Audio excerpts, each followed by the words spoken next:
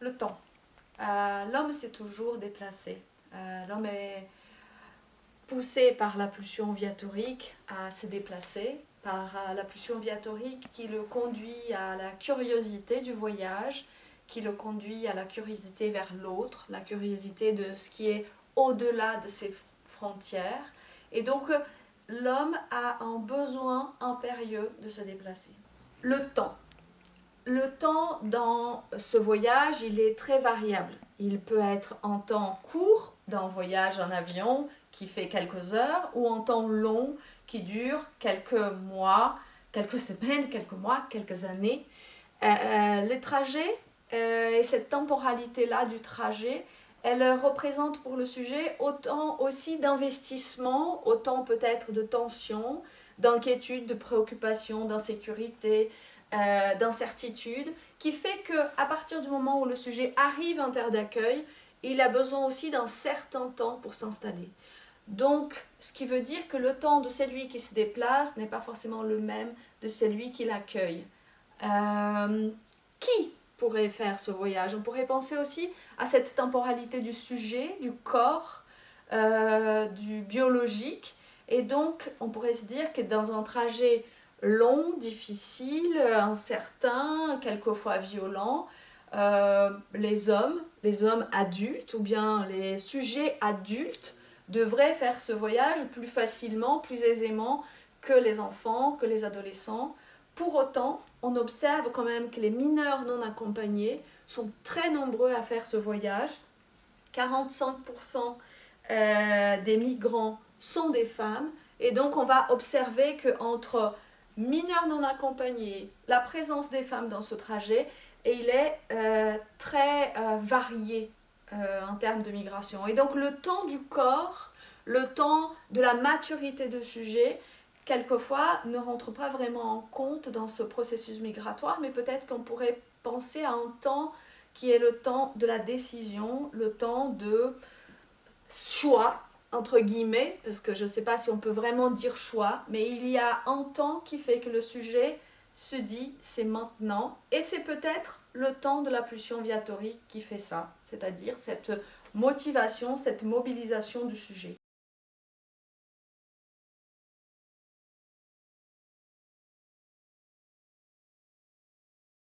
Alors, bien entendu qu'il y a un autre temps dans la migration, c'est le temps de arriver en terre d'accueil et le temps de l'attente. Une attente qui est là aussi incertaine. On ne connaît pas la longueur des procédures, par exemple, de demande d'asile, mais aussi dans les contextes où la migration n'est pas basée sur la demande d'asile, on ne sait pas le temps nécessaire pour le sujet pour s'établir, pour se poser, pour s'investir, pour se sentir reterritorialisé. Parce que la migration est une perte de territoire, est une forme de déterritorialisation de la personne qui fait que là, il faut se réterritorialiser et cela demande aussi un certain temps.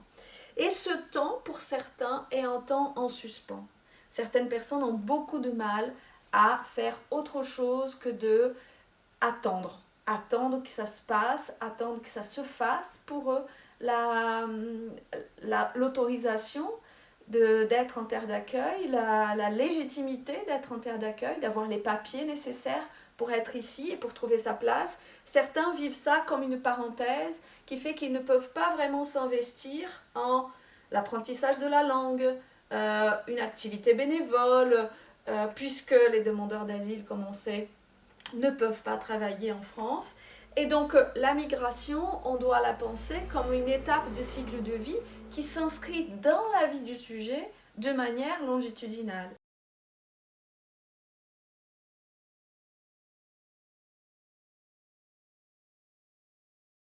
Et on pourrait même dire, au-delà de la vie du sujet, la migration, elle traverse plusieurs générations et elle s'inscrit dans l'histoire d'une famille dans des nombreuses décennies, donc dans plusieurs générations, entre la génération restée au pays, la génération qui fait le voyage, le trajet migratoire, et celle qui vient après. Et donc, la migration, elle est marquée par ce qu'on appelle un fait multigénérationnel, qui est inscrit dans une logique de transmission, qu'elle soit volontaire ou involontaire, il est impossible de ne pas transmettre dans un contexte migratoire. Et donc, la transmission, c'est raconter le présent pour construire, raconter le présent, raconter dans le présent des événements passés qui impliquent ma vie aujourd'hui pour construire l'avenir. Donc, raconter au présent des éléments du passé, cela demande une certaine sécurité, un certain recul, une certaine capacité à lire et à entendre ce qui s'est passé dans mon histoire pour la rendre aussi entendable et dissible à ceux à qui je m'adresse, c'est-à-dire souvent les enfants et les petits-enfants. Donc le temps, il définit la migration de manière indéfinie. Le temps pour la migration, il est un temps indéfini. La migration, elle impacte la vie du sujet pendant toute son histoire par des événements de vie, justement quelquefois des événements de vie liés à la famille, mais aussi des événements de vie quelquefois liés à l'histoire. Par exemple, nous avons vécu la Covid, ce qui a ramené beaucoup de migrants, que j'ai pu entendre à mon cabinet, beaucoup de migrants qui s'interrogeaient sur « dois-je rentrer chez moi ?» Cet événement-là qui fait qu'à un moment donné, on se dit on ne peut plus traverser les frontières pour des raisons sanitaires, implique le sujet dans une angoisse, dans un questionnement sur est-ce que je dois rester ici ou est-ce que je dois rentrer chez moi? Et d'autres événements de vie familiale, des naissances, des décès, des mariages, tout ça place le sujet dans une temporalité de l'histoire liée à sa propre migration.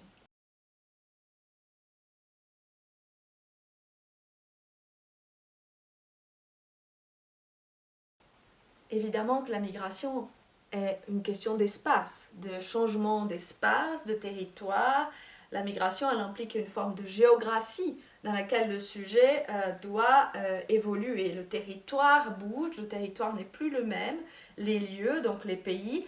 Mais de quel espace on parle? On pourrait parler seulement de l'espace physique, du territoire, mais on pourrait aussi parler de l'espace psychique. Dans quelle mesure, quand le sujet change de territoire, il va impacter son espace, son territoire psychique, par ce mouvement d'aller vers, de changer de contexte, c'est-à-dire de partir du familier, du connu, de l'habitude, du sécure dans certaines situations. Dans certaines situations, les personnes se sentent en sécurité dans leur famille, dans leur pays, pour aller vers l'inconnu, quelque chose de nouveau dans lequel le sujet il perd ses repères, il perd le fait de savoir comment se positionner, comment évoluer dans l'espace, comment reconnaître les espaces. Les espaces sont quelquefois très différents d'un pays à un autre, l'espace.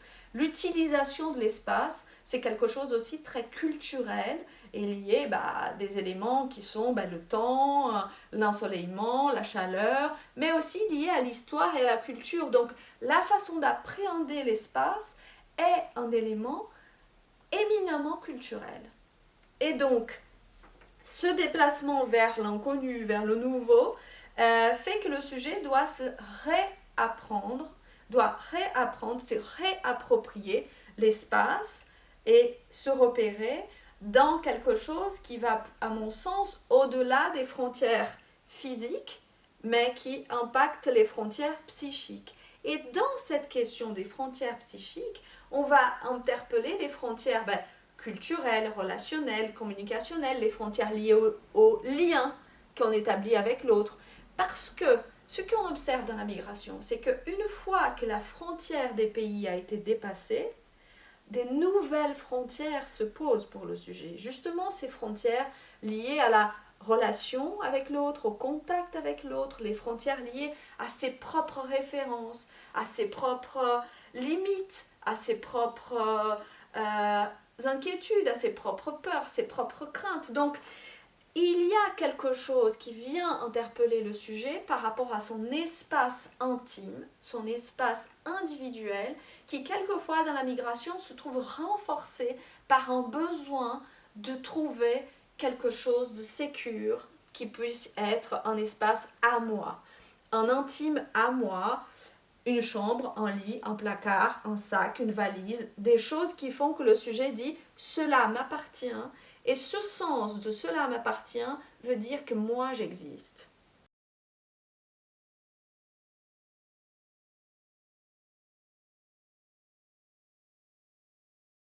L'homme a besoin de manière impérieuse de se sentir une place, de se connecter à une existence dans un territoire, dans un espace qui est physique et géographique. J'ai dit tout à l'heure, la migration est une déterritorialisation du sujet, mais pas seulement parce qu'il perd un territoire physique, mais aussi parce qu'il doit construire un nouveau territoire sur le plan psychique, émotionnel et affectif. Et cela implique pas seulement une déterritorialisation parce que je suis partie de chez moi, mais une déterritorialisation symbolique. Et donc cette réterritorialisation nécessaire dans la migration, elle ne se passe pas que dans l'espace du pays d'accueil, mais elle se passe aussi dans l'espace du pays d'origine, c'est-à-dire que j'ai quitté mon pays, mais comment je vais continuer à vivre aussi une existence là-bas. Et cela, dans ce sens, les techniques d'information et de communication ont pris une place gigantesque. C'est-à-dire qu'on est très loin des migrations d'il y a 20 ans où le temps long des lettres faisait que les messages arrivaient, elles étaient déjà obsolètes.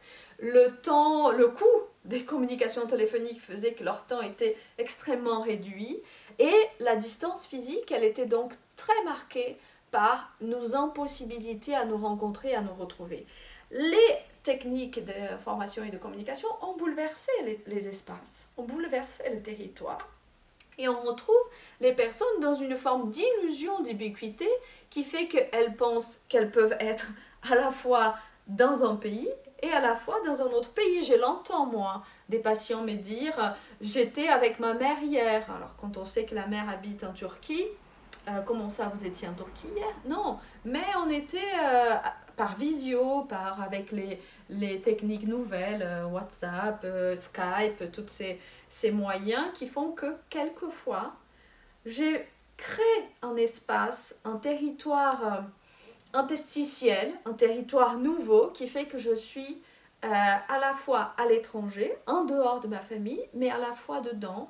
J'essaie de participer dans cette tentative désespérée de fantasme, d'illusion, d'ubiquité, d'être à la fois là-bas et pas là-bas, et ailleurs donc. Mais je trouve que c'est une tentative de résolution d'une problématique qui est affective, liée quelquefois à la culpabilité d'être partie, mais aussi liée à la peur de perdre sa place. Vous voyez, la question de l'espace, elle revient encore une fois, de perdre sa place. Donc, je garde une place en faisant en sorte de rester là, par les vidéos, Et donc, ça revient sur le fait que, ça nous ramène sur le fait que la communication est extrêmement importante et elle va jouer un rôle très significatif dans la question de l'espace relationnel et de la place du sujet dans son pays d'origine, mais aussi dans le pays d'accueil.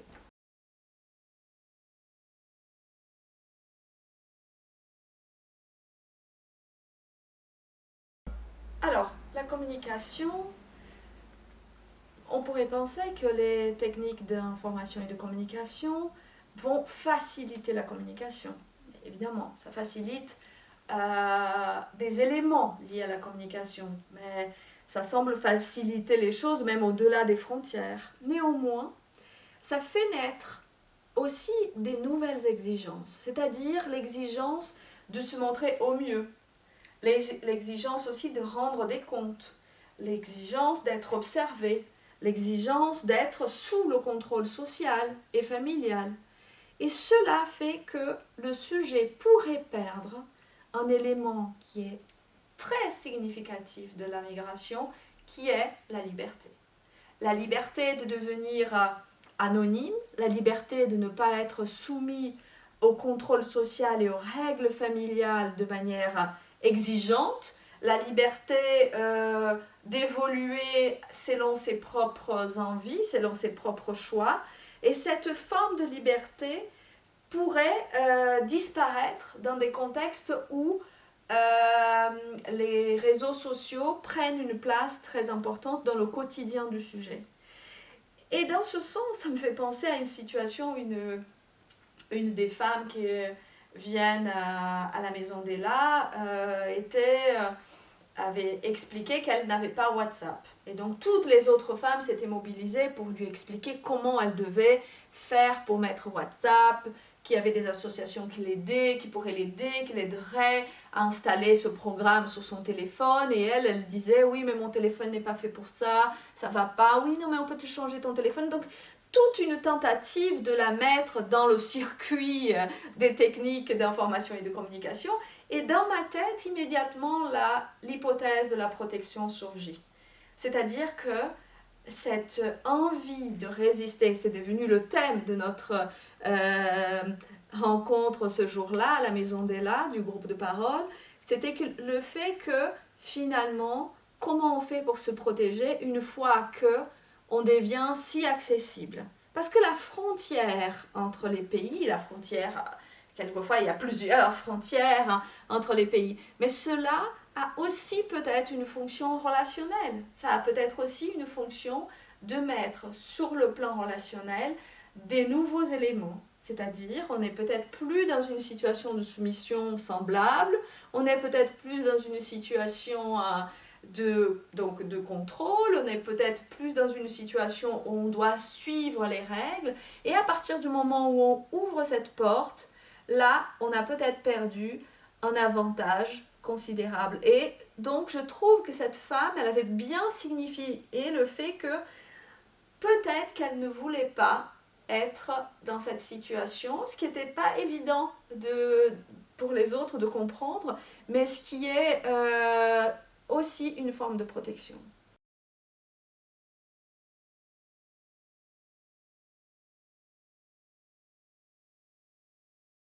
Alors, dans ce sens, la diaspora, elle peut jouer un rôle. Alors, la diaspora, elle peut jouer un rôle, bien sûr, d'aide, de soutien, d'information, mais elle joue aussi un rôle de régulation des mœurs, de régulation des comportements, elle joue aussi un rôle de contrôle social, de regard sur le sujet. Et d'ailleurs, je pense encore à une situation où une femme de Côte d'Ivoire disait qu'elle était dans le bus, elle avait mis ce jour-là une robe boulante qui montrait son corps, ses formes, et dans le bus, le chauffeur de bus lui dit, ma sœur, tu es de Côte d'Ivoire? Et elle dit oui. Tu es musulmane? Elle dit oui. Tu sais, c'est pas bon ça, ce que tu fais. C'est pas bon pour nous. C'est pas bon pour notre culture. C'est pas bon pour le regard que les autres ont sur toi. Et elle s'est sentie extrêmement dévoilée. On pourrait presque dire nue à ce moment-là. Sa robe était disparue, c'est-à-dire qu'on l'avait reconnue, repérée, visée et contrôlée. Et elle explique qu'elle sort de là, elle ne va pas au trajet qu'elle devait faire, elle fait demi-tour, elle rentre chez elle, elle se change et elle n'a plus jamais mis cette robe. Alors, c'est aussi lié à la culpabilité, le fait de s'extraire, de s'éloigner des règles et des codes sociaux, des codes culturels, religieux. Et c'est quand même l'idée que ce regard, il est un regard qui est intériorisé par le sujet, qui peut être un peu décalé dans le contexte migratoire, un peu mis de côté dans le contexte migratoire, mais qu'il surgit à n'importe quel moment, dans n'importe quel contexte, à n'importe quelle occasion, et cette peur de ce contrôle extérieur fait que le sujet se contrôle lui-même. Donc la robe, elle l'a plus jamais mise, c'est pas parce que le monsieur, elle se disait je vais le rencontrer à nouveau, mais c'est que c'est venu activer son contrôle interne des règles liées à la culture, liées au code culturel. Donc, c'est aussi pour ça que certaines personnes évitent le contact avec la diaspora. Certains évitent d'être en contact avec les personnes de leur culture, peut-être parce que quelquefois, cela est aussi associé à de la violence, à des peurs, mais aussi à la question du contrôle social. On ne doit pas négliger cette idée.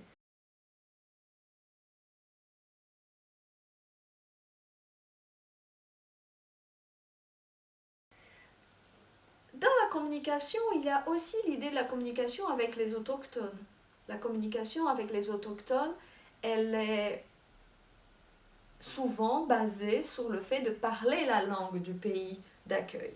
Alors, apprendre une langue, parler, on en parlera tout à l'heure, mais apprendre une langue, parler la langue du pays d'accueil, demande de la disponibilité, demande de la place dans la tête du sujet, dans la pensée du sujet, qui quelquefois, dans le contexte migratoire, est très occupé par les besoins primaires de sécurité, d'abri, de nourriture, de finances.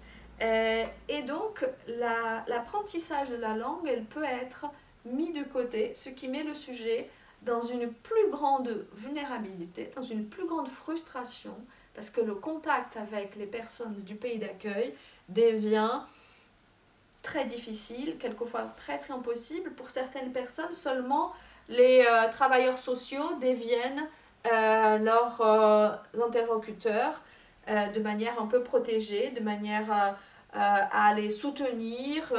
Mais cela n'est pas un lien d'amitié, reste un lien professionnel qui donc est orienté par le besoin du sujet.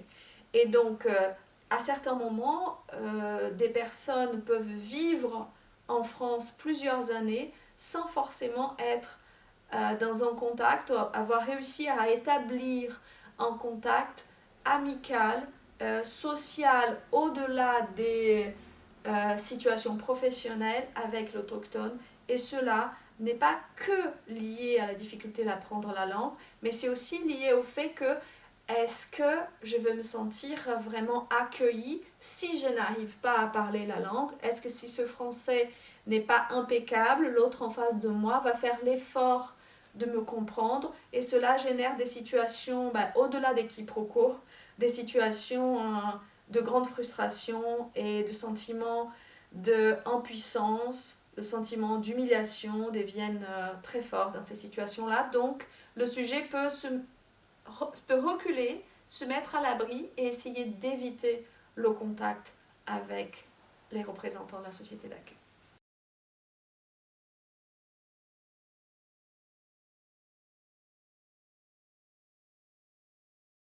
La migration met le sujet dans une situation de non-savoir. C'est quand même un constat inéluctable qu'on a perdu ses repères, qu'on a perdu certaines de ses compétences et le savoir professionnel n'est quelquefois pas reconnu dans le pays d'accueil.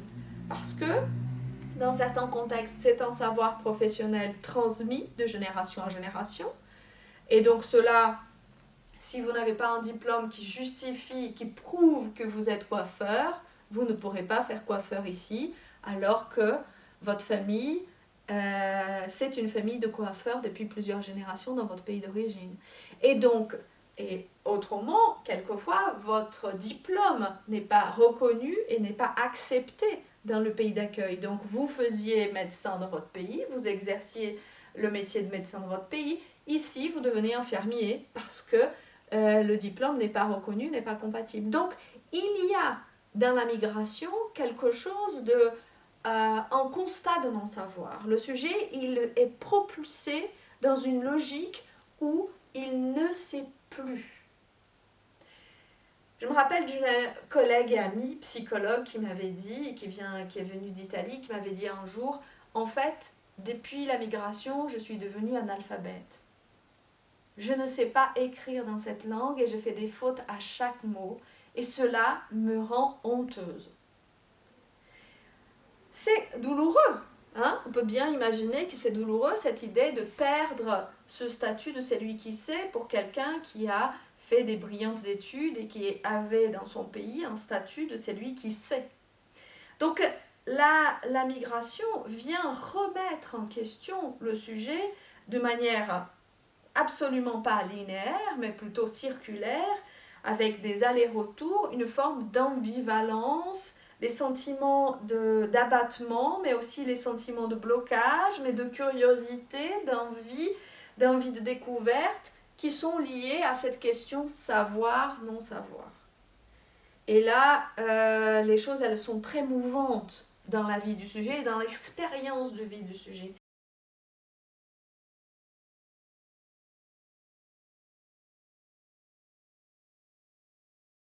Donc, apprendre est le maître mot de la migration. Apprendre à être en relation avec les autres, apprendre à parler cette nouvelle langue, apprendre à se déployer, apprendre à être en relation, apprendre les codes, apprendre à séduire. Parce que les codes de la séduction ne sont pas du tout les mêmes entre pays, entre cultures. Donc, pour apprendre, il faut quelques ingrédients. Il faut du désir, il faut de l'énergie, donc la pulsion de vie, on peut dire ça. Il faut de la disponibilité pour apprendre. Et cela n'est pas toujours évident. Nous avons déjà dit un mot sur cette question de comment cette disponibilité quand le sujet ne se sent pas prêt et accueilli, ça rend les choses bien plus difficiles. Et donc, apprendre le nouveau qui propose le pays d'accueil, c'est aussi revoir ses savoirs premiers. C'est aussi réaménager ses savoirs et donc acquérir un nouveau savoir qui n'est pas forcément que le savoir limpide, et on va dire entre guillemets pur de celui du pays d'origine, mais c'est un savoir qui vient mobiliser mes propres savoirs premiers et qui vont peut-être construire un tierce, un savoir tiers, si on pouvait inventer cette idée comme ça. Donc la migration est un ensemble d'apprentissage, des vécus, de langues, de codes, de circulation d'espace, de circulation de paroles. Donc dans le contexte migratoire, tout doit être appris et réappris.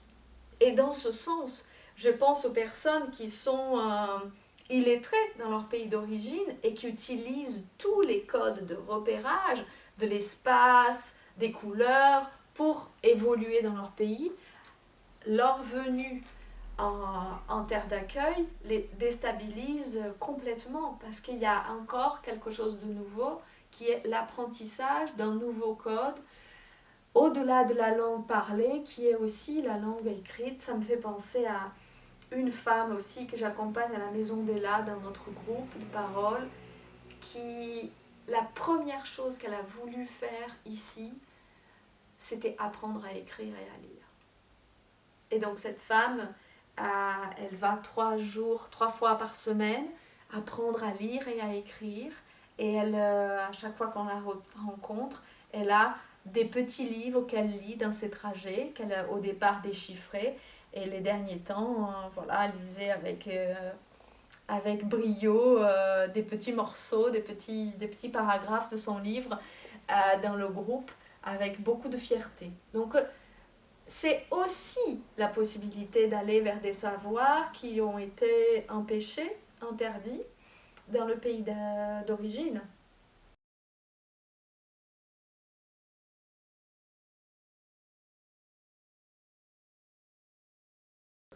La migration, elle est relationnelle. Les motivations migratoires, elles peuvent être intimes et peut-être du côté un peu de l'indicible, en tout cas indicible dans des contextes où je ne veux pas le dévoiler.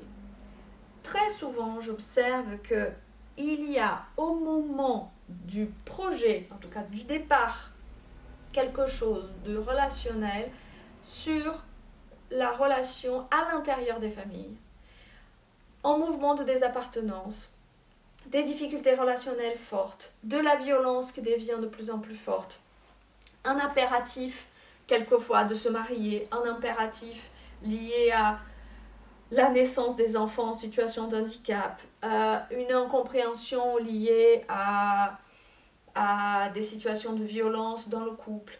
J'ai quand même l'impression que la relation est quelque chose qui est peu mise en avant, qui est peu emphatisée dans la question de la migration, parce que ça voudrait dire pour le sujet remettre en cause ses appartenances. Ça voudrait dire le mobiliser dans son économie psychique, dans son économie émotionnelle et affective, et mettre peut-être en cause sa relation à son système d'origine. Et cela n'est pas facile. Et donc l'économie psychique du sujet, elle sera sollicitée dans différentes étapes du cycle de la migration. Elle sera mise à l'épreuve dans le processus dont on a parlé, qui est apprendre, se réinventer, désirer, lié au besoin de s'adapter. S'adapter demande de l'énergie, bien sûr, psychique. Le sujet navigue entre pulsion de vie, pulsion de mort, pulsion viatorique, qui fait que quelquefois l'économie psychique se trouve en tension, une tension qui pourrait mettre à mal la personne, même si à un certain degré, à un certain niveau, la tension de l'économie psychique, c'est aussi ça qui nous pousse à aller vers, c'est aussi ça qui nous donne une certaine curiosité, c'est un certain inconfort sur le plan psychique qui fait qu'on va chercher à trouver des solutions, à trouver des réponses. Néanmoins, cette tension, elle ne peut pas être outre mesure. Le sujet ne peut pas se sentir écrasé par cette tension psychique. Cela serait pour lui difficile à surmonter, parce que c'est difficile pour tout sujet, mais aussi parce que c'est difficile quand on est en terre inconnue.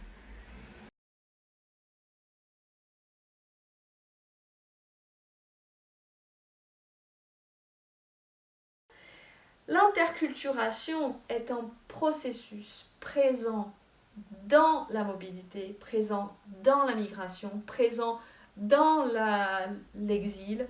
C'est un processus présent dans tout déplacement migratoire.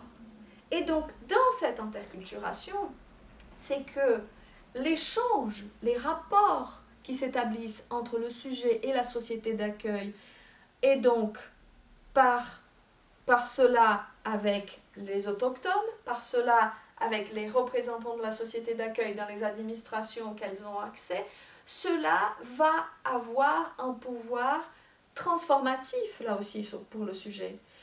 Le regard qu'il a sur la société d'accueil, ben, le regard qu'il a sur lui, sur sa place, sur sa légitimité, cela est inéluctable. On n'est pas imperméable à l'autre. Et la culture, ce que se construit au quotidien sur le plan culturel, les interactions quotidiennes entre les personnes vont avoir un effet sur notre expérience de vie. Ces rencontres, elles nous changent, elles nous font évoluer et elles nous font revoir nos représentations. Et nous sommes tous impliqués dans ce processus-là. Donc la migration n'est pas un mouvement individuel. Il est un mouvement dans lequel la société d'accueil est convoquée. Qu'elle le souhaite ou pas, qu'elle le veuille ou non, on est pris dans cette situation parce que la rencontre avec l'autre nous met dans un contexte interculturel et dans un contexte de interculturation.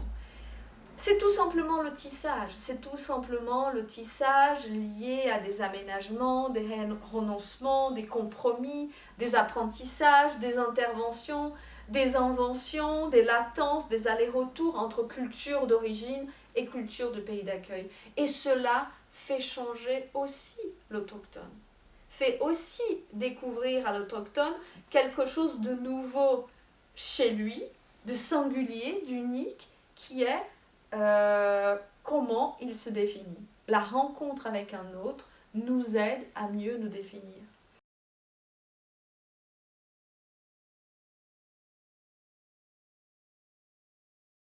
Peut-être qu'on pourrait dire un mot sur la place de la famille dans ces contextes-là, de l'histoire qu'on a vécue, de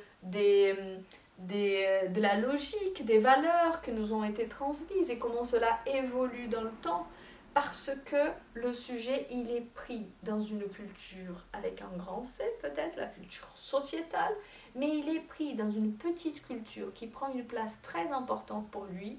Petite culture, c'est une façon de dire, mais c'est la culture de l'intime, la culture à l'intérieur de la famille. Et quelquefois, la façon qu'on a de voir l'autre est liée à la façon que notre propre famille a eu de nous penser, vis-à-vis de l'extérieur, de penser l'extérieur vis-à-vis de nous et de nous penser vis-à-vis de l'extérieur avec l'idée que peut-être qu'il faut avoir peur, peut-être qu'il faut aller vers l'autre. Et toutes ces choses-là font partie du processus d'individuation du sujet et donc on ne va pas, ça ne sera pas différent, on ne va pas être imperméable quand on rencontre quelqu'un venu d'ailleurs. C'est une occasion de venir interroger nos propres appartenances, c'est une occasion de grandir, d'avancer et de se transformer. La rencontre avec l'autre est toujours d'une grande richesse. On ne perd jamais son temps à rencontrer un autre, quand bien même ce n'est pas un autre comme moi. La rencontre, ce n'est jamais du temps perdu.